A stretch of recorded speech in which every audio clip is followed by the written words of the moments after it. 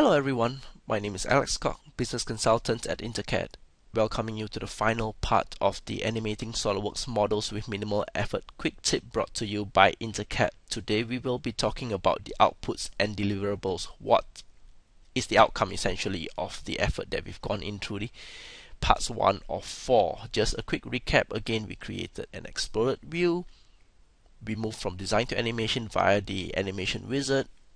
We talked about points of views by making use of the named views within SolidWorks, and we looked at how we can change the sequence of events by very simple drag and drop.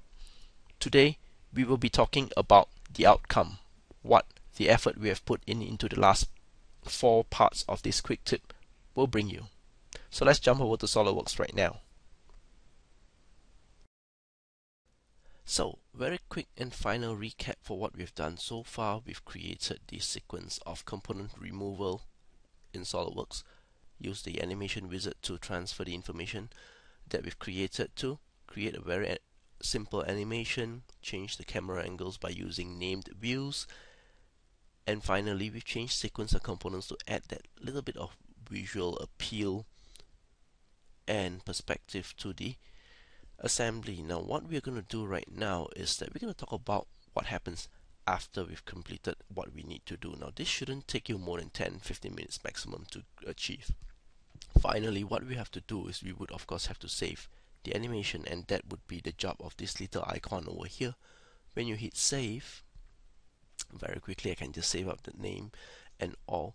Now again, as I mentioned in part 1, there are 3 options that are available. You can save your animation as an AVI file, of course, or as a series of screen captures.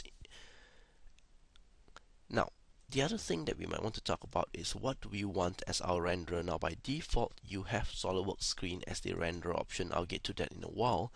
The screen size, this will help address the questions of how big or small we want our video to be. As usual, the bigger it is, the longer it will take to generate.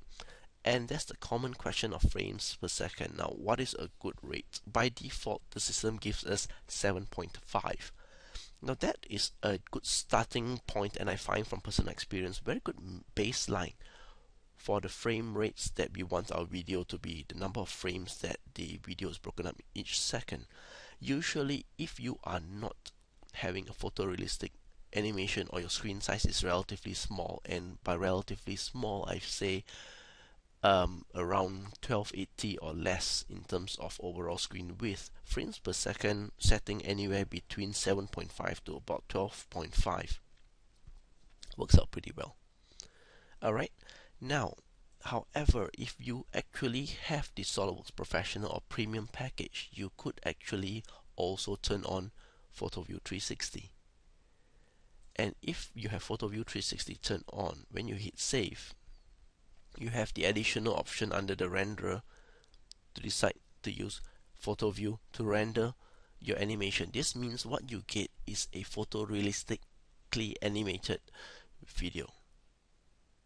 Of course, it will take a bit more time to create, and I find that for this case, I like to use frames per second, the frame rate to be around at least 12.5, if not 15 or 20, depending on the size of your screen.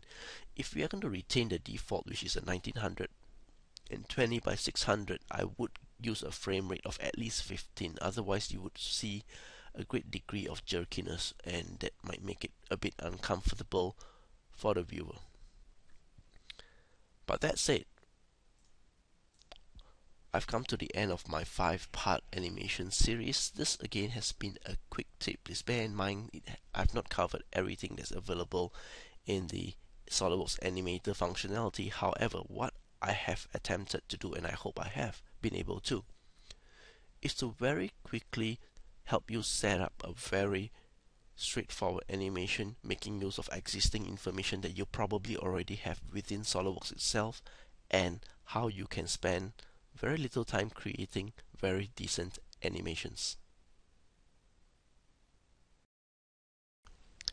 And with that, we come to the end of this 5-part quick tip series, which I hope has helped everyone here get an idea of how we can very quickly and easily leverage upon existing SolidWorks functionality and probably information that you already have, for example exploded views, to very quickly create decent animations with very minimal effort. And of course, as what some would say, that's a wrap.